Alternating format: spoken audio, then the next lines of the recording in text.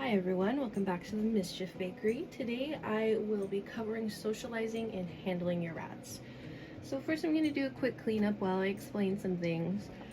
Rats are very social animals, extremely social, to the point where if they are living by themselves, oftentimes they will get so depressed that they will starve themselves, gnaw at themselves, or just straight up die.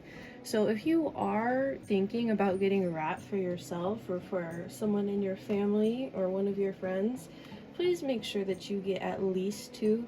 The minimum is two, but it is ideal to have groups of 3 or more because rats thrive when they're able to create a hierarchy, and with 2 rats it's a lot harder to do that.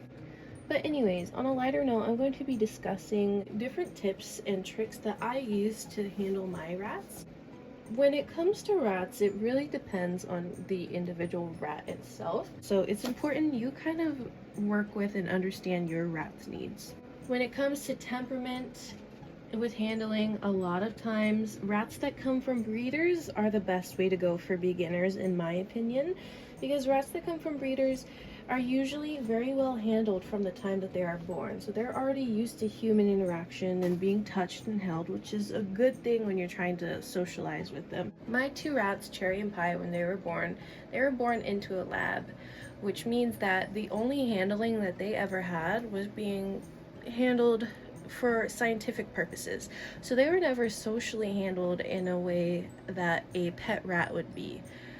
However, this girl right here, Marionberry, she was born from a breeder, so she is a little more used to human contact, and she's usually the most curious when I'm out here talking. She'll come up and check and see what I'm talking about. Tip number 1, if you are wearing clothes that you like, that you don't want to get dirty, like I am right now, you're gonna want to change into something that you are willing to get dirty, because rats, especially younger ones, sometimes it'll go away with age, but rats, they love peeing and pooping on anything and everything. So while you are handling them, just keep in mind that you will get peed or pooped on at some point in time. I have long hair, so I tied my hair back just for that reason, so I'm not worried.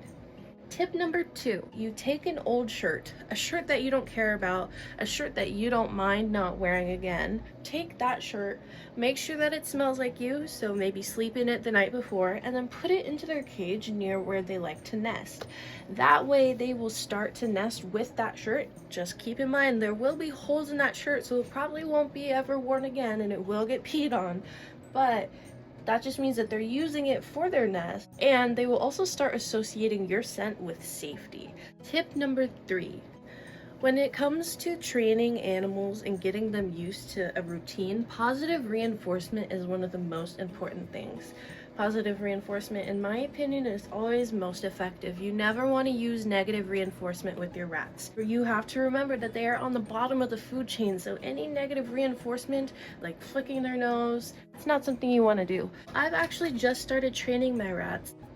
I learned that if you make a certain noise, like how when dogs have a clicker, if you make a certain noise and they come up to you and you give them a treat, they'll start associating that noise with them receiving a treat, which means that eventually they'll start coming up to you whenever you make that noise. Tip number 4, before I had any bonding pouches, I did use a sock, like a loose fluffy sock, but I got this beautiful bonding scarf off of Etsy. I will leave a link in the description. You just wear it around your neck, you put the ratty in there, and then they just kind of crawl around and they get used to being on you and around you and on your shoulder. And I really love this because I got to choose the fabric for it. It was really great. So I do recommend bonding scarves, bonding pouches, blankets are okay. I personally have a problem with blankets because they just kind of go in and then they find a way out, and then my girls, they still love running, so I can't just have them free range yet, and that will be a topic covered in a later video. Tip number 5, do not be afraid to pick up your rat. Sometimes you do have to be assertive when it comes to handling. A lot of times my girls, they'll hide out and I won't get a chance to socialize with them. And I realized that it was days and days and days that I had gone without socializing them, and it's like, at this point, I have to take initiative. So it's okay to take initiative. It's okay to, you know, pick them up when they're kind of wandering around. It's okay to grab them when, but just make sure that you announce yourself. Making sure that you announce yourself is really important because you need them to understand that you're about to reach for them. If you're just kind of standing there in silence and then you just pick them up, they're going to be scared. They don't know what you're doing. They don't know why you're there.